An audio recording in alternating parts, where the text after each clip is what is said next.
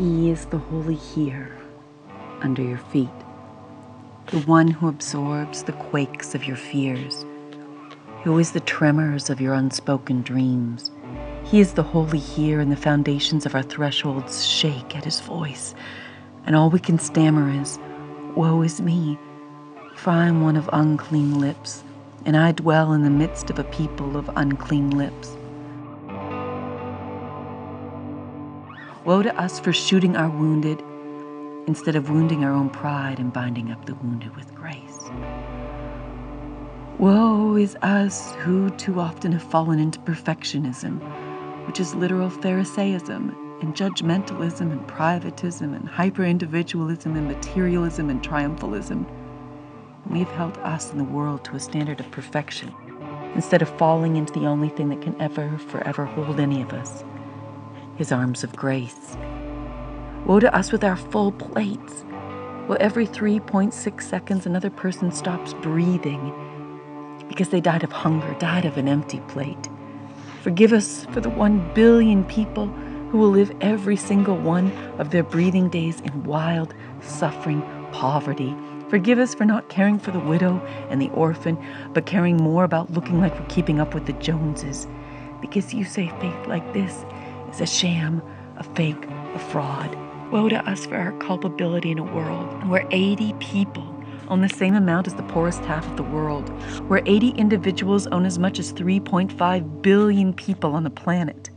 Forgive us for living apathetically in a time where there are more slaves in the world today than ever before in history, more than 29 million people, when less than 1 in 100 of them will ever be rescued, when our clothing, our chocolate, our coffee, our smartphones depend on slave labor for producing these goods cheaply so we have more money in our wallets, regardless of how much life and soul it costs anyone else.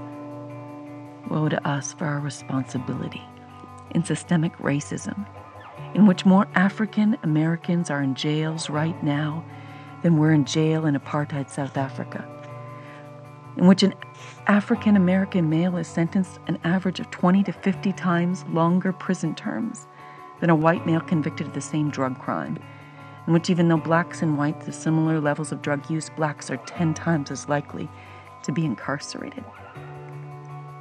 Woe to us as a culture who prides what we see in mirrors more than what you, God, see in hearts. A country that spent $11 billion last year on facelifts, Botox injections, and unnecessary aesthetic cosmetic augmentations, when $12 billion would eliminate illiteracy in 5 years. $15 billion would solve the world's water and sanitation issues, and $1 billion would fully fund all overseas mission work. Forgive us, God, for caring more about our faces than facing your face. Woe to us who are created for peace, but who live angry, violent lives in angry, violent countries that kill playing children unexpectedly and kill unborn children unknown by anyone, who spent more money on a war in Iraq than what could seriously eradicate world hunger for the next 30 years. We confess we daily dress our fears up like anger to do the unexplainable, instead of asking for a shattering of all violence with your shock and all grace. Forgive us as a church for lavish buildings instead of lavish love, for offensive arrogance instead of offensive grace, for wanting to climb ladders to be somebody's instead of climbing lower to help somebody. Forgive us for pointing out sins in our culture and refusing to see the sins in our own hearts, for having more time for Facebook than we do for Face in Your Book, for more closely following our social media streams instead of thirsting for living waters and closely following you.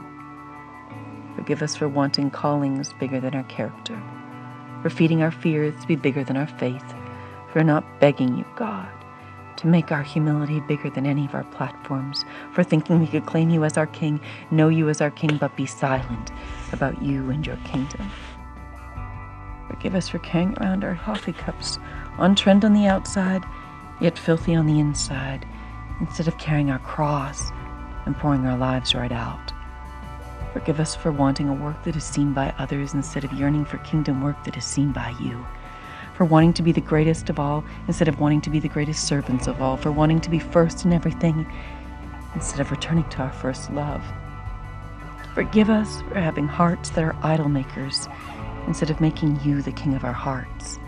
Forgive us for stealing your glory, for photobombing all of your frames with this insertion of our selfie selves, for thinking almost incessantly about ourselves instead of being relentlessly focused on you and thinking of ourselves less.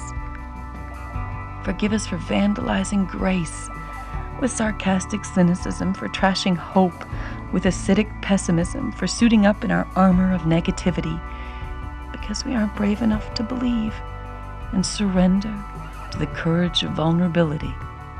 Forgive us for opportunities lost, for dragging feet, for dabbling in distraction, for playing in procrastination, for not being people of action, for loitering about on little and trite things when there is a cosmic battle to be fought, an eternal race to be run, and a feast the starving need to find. Forgive us for not wanting to pay any price, have any cost, take any risk. Forgive us for not loving the marginalized when you told us that it's in the margins that you write the greatest words. Forgive us for loving our agendas instead of interrupting our agendas because we love you. Forgive us who have loved so little because we have loved ourselves so much. If my people who are called by my name humble themselves and pray, if you return to the Lord with all your heart, then put away the foreign gods and direct your heart to the Lord and serve him only, and he will deliver you out. 1 Samuel 7:03. If we, his people who are called by his name, prayed every morning at 7:03, if we repented and sought his face, his cross, his cleansing grace at 7:03, then might he heal our land and all our broken hearts. Then one of the seraphim flew, having in his hand a burning coal that he had taken with tongs from the altar. And he touches your mouth and says, "Behold, this has touched your lips, purified your lips." In the nearness of our union, in our face-to-face communion, our souls are seen. Our fears and our tears are touched. Our shortcomings are caught in this falling into his cross-shaped burning love for us. If we'd let our hurting places intersect with his redemptive love, cross the reach of his remaking love, if we'd let the wounded healer bind our wounds, take our unspoken brokenness and give us his unconditional wholeness, let the scent of his relentless love wake us to more. If we hear and answer and open, he comes in and feasts even always with all of us. And we rise. Out of the dark it can rise. Resurrection can rise. If 7:03.